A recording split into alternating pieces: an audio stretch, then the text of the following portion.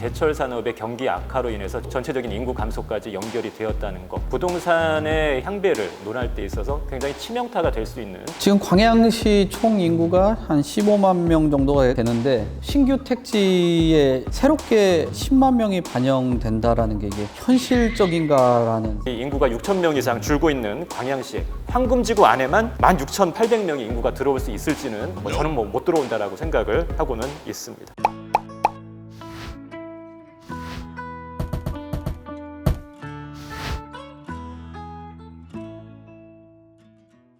지금 서울 같은 경우는 가격 상승세가 계속적으로 지금 지속이 되고 있는 상황이기 때문에 수도권으로 풍선 효과가 있어서 뭐 인구 유입이나 또 아파트 전세 매매가 이런 것들이 동반 상승을 하고 있는 그런 곳이 꽤 많아요. 근데 광양시 같은 경우는 인구 흐름이 어떻게 지금 흘러가고 있죠? 사실 웬만한 서울 수도권 같은 지역은 굳이 자세하게 들여다보지 않더라도 그 인구라는 요소가 부동산 시세에 대부분 상승작용으로 결과가 나타나는 경우가 많기 때문에 평상시는 제가 그렇게 인구에 대해서 이제 거론을 하는 경우가 없습니다만 광양시는 상당히 좀 예외적인 상황이다라고 보셔야 되겠습니다. 반드시 보셔야 되는 상황인 것입니다. 2019년 말 대비 2021년 6월까지의 변경 내역을 보시면은 전라남도 전체가 마이너스 1.49%를 기록을 하고 있습니다. 그 가운데 광양시는 2.6배에 달하는, 그러니까 전라남도 그 결과의 2.6배에 달하는 마이너스 3.93%의 감소세를 보이고 있는 것이죠. 전라남도 전체에서도 인구 감소가 좀 눈에 띄는 곳이다라는 것. 그리고 수치로 말씀을 드리면은 기간 중에 6,159명의 인구가 감소해서 최종적으로 2021년 6월에 15만 591명까지 감소해 가고 있는 그런 상태입니다.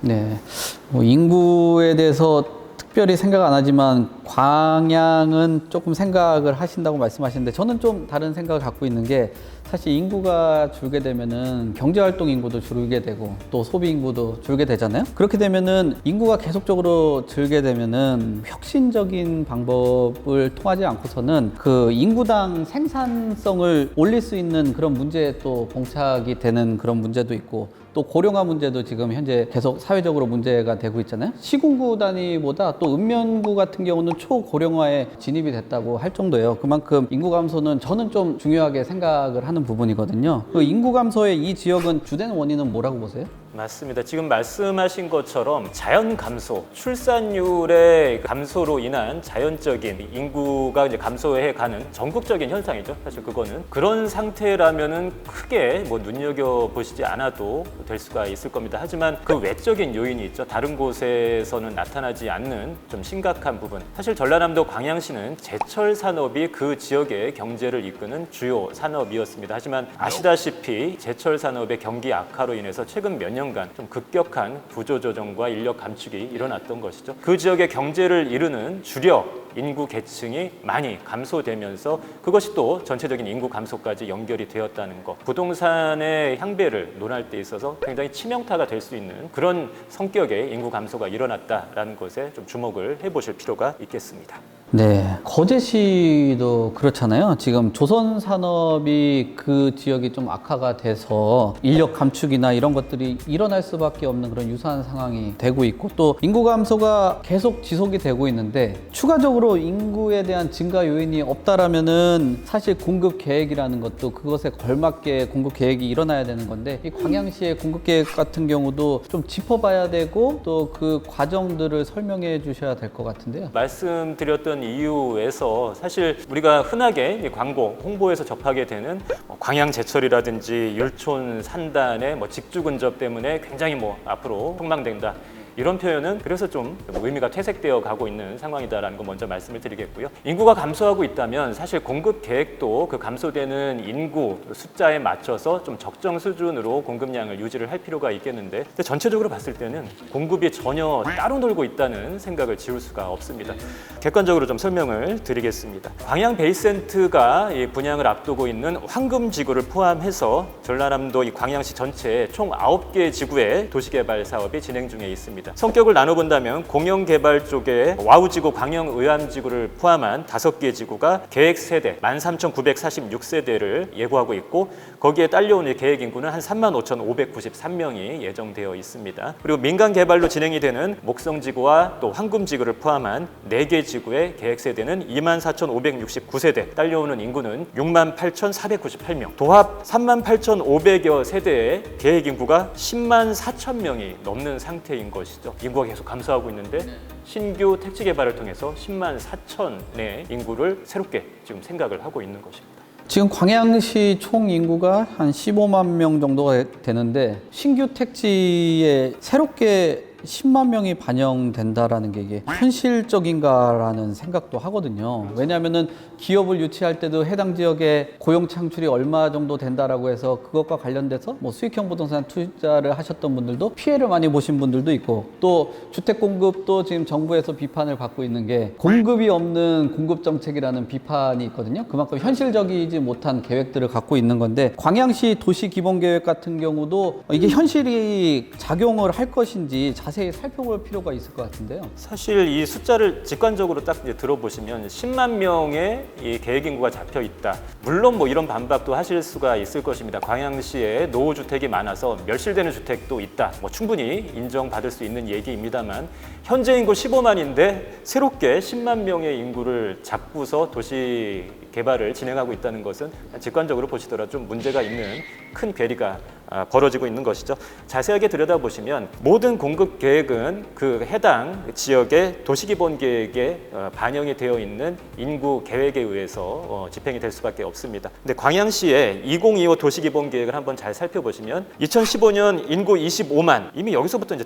오차가 벌어지고 있는 것이죠. 2020년 28만 그리고 2025년까지 30만의 인구를 목표로 해서 모든 도시 개발을 진행하고 있는 것이죠. 근데 지금 현재는 어떤? 15만. 15만이요? 2020년 28만을 목표로 하고 있는데 네. 지금 2021년도 15만인 것입니다. 벌써 이 도시기본계획상의 인구 계획 대비 마이너스 13만 명 차질이 벌어지고 있는 것이죠. 이 마이너스 13만 명도 해결을 못하고 있는데 여기서 10만 명의 인구를 담을 수 있는 9개 지구의 도시개발 사업을 진행하고 있다.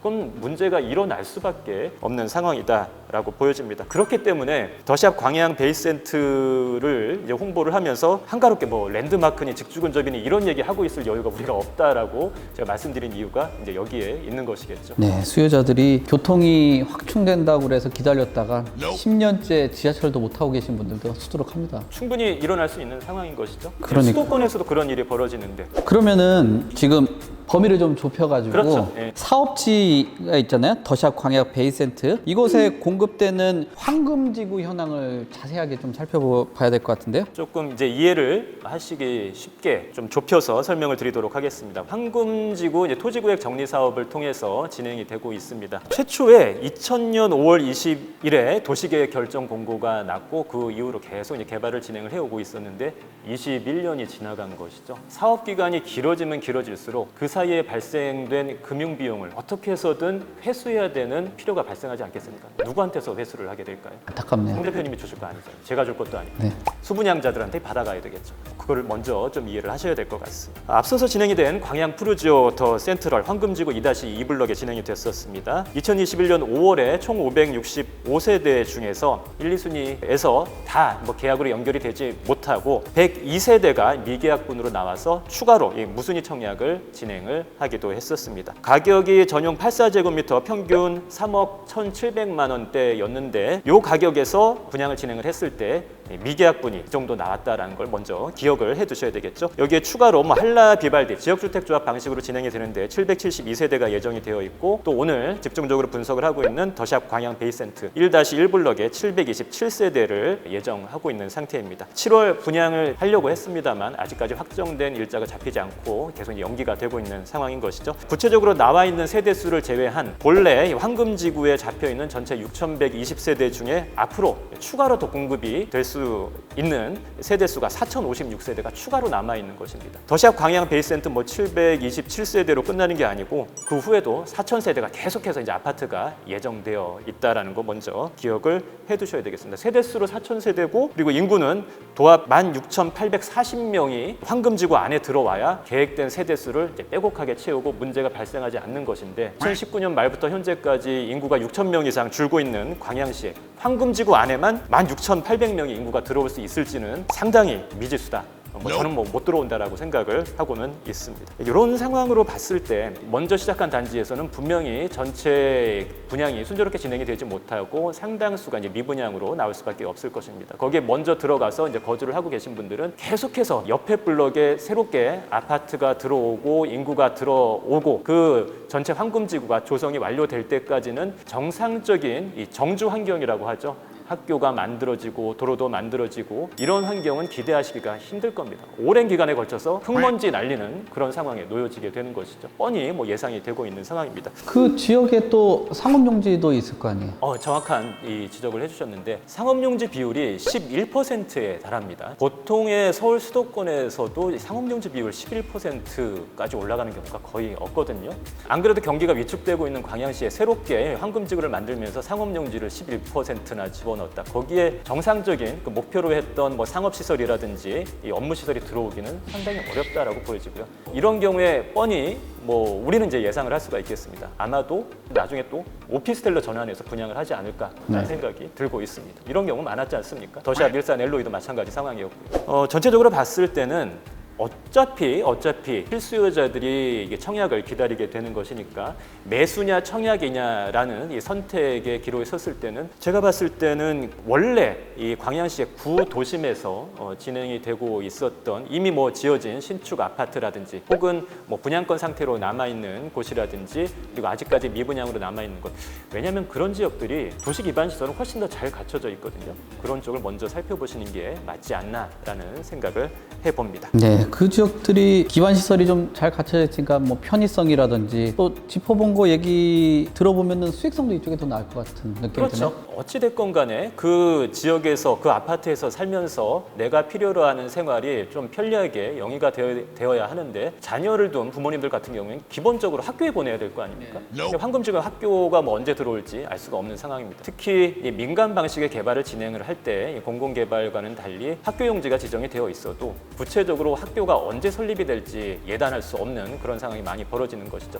그래서 가급적이면 구도심에 이 광양시청에 있는 곳 쪽에 이미 학교도 들어와 있고 기본적인 상업시설을 비롯한 기반시설이 마련되어 있는 곳에 먼저 눈길을 주시는 게 맞지 않나라는 생각을 하고 있습니다. 그러면은 요즘에 일자리에 대해서 부동산이 굉장히 중시를 하고 있는데 직주 근접 이런 부분들이 중시되어 있잖아요. 여기 더샵 광양 베이스센터 광고에도 그런 내용들이 나와 있어요. 황금 산업단지의 신규 조성 요걸 통해서 접근성이 많이 좋아진다라는 얘기와 함께 또 산업단지가 완성이 되거나 조성이 된다면 공급 과잉에 대한 우려 이 부분도 좀 잠재울 수 있다라는 생각을 갖고 있는 것 같은데 황금 산업단지에 대한 그 현황 어떻게 되죠? 맞습니다. 이론대로만 진행이 된다면 황금 산업단지와의 그 지리적인 접근성이 상당히 가깝기 때문에 굉장히 좋은 시너지 효과를 낼 수도 있을 것입니다. 그렇다면 실제 황금 산업단지가 어떻게 진행이 되고 있는지를 살펴보시면 답이 나오겠죠. 광양만권 경제자유구역청에서 발표를 하고 있는 이 황금 산업단지의 분양 현황, 토지 분양 현황을 살펴보시면 사업 대상지 총 111만여 제곱미터 중에서 현재까지 61만 7천 제곱미터 이상이 미분양으로 남아 있습니다. 2013년도에 이미 실시계획 인가를 받았는데 2021년 현재까지도 55.3%가 이 토지 자체가 미분양으로 남아 있다는 것이죠. 네. 그 토지 주인 언제 다 찾아갈 수 있을까요? 산업단지 조성까지 여러분들이 생각하시는 것보다 더 길어질 가능성이 크다. 그래서 황금 산업단지가 만들어져서 직주 근접의 프리미엄이 예상된다라는 말이 굉장히 추상적으로 들릴 수밖에 없다라고 해석을 하고 있습니다. 네, 말씀하신 대로 사업지의 가격이나 입지 같은 게 문제가 아니고 또 분양 자체에 대해서 생각을 좀 해봐야 된다라는 생각과 계속 지연되는 이유도 여기 좀 담겨 있지 않나라는 생각도 합니다.